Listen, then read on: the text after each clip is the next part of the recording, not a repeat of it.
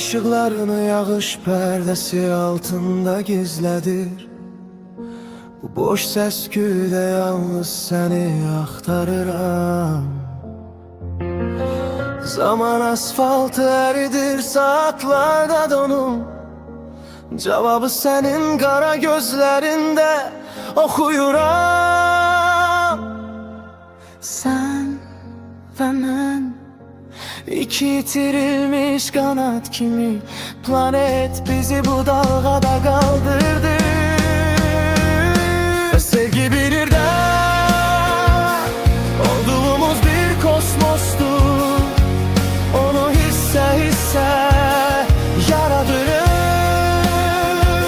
Fıçıltının ucadan kışkırmaktan daha vacip olduğu yerde bu ebedi anı tutmak istəyirəm.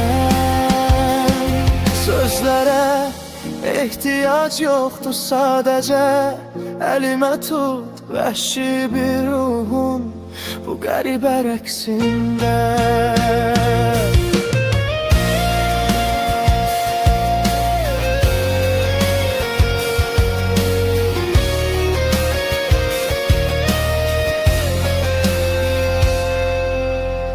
Çölde soyukdu ama içeride istimay. Keder seninle birlikte şefeke uçur.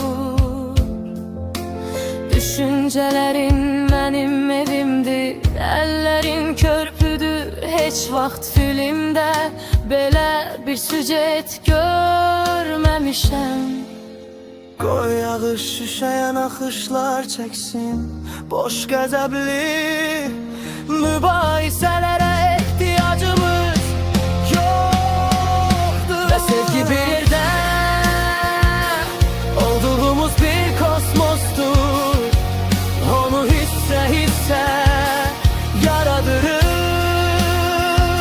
Fışıltının ucadan kışkırmaktan daha vacip olduğu yerde bu ebedi anı tutmak istəyirəm. Sözlere ihtiyaç yoktur, sadece elimi tut vəhşi bir ruhum bu qəribə rəqsində.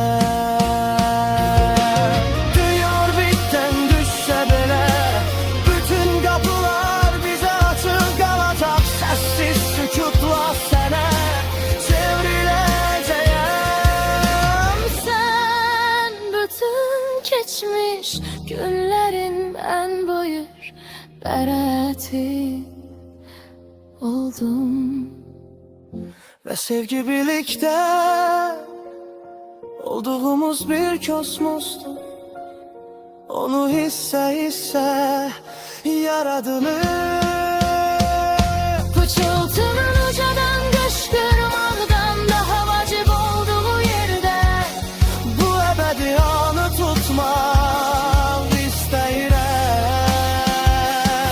Sözlere ihtiyaç yoktur, sadece elimden tut vəhşi bir ruhum bu qəribə rəqsində. Vəhşi bir ruhum, sadece sen ve ben kosmosta.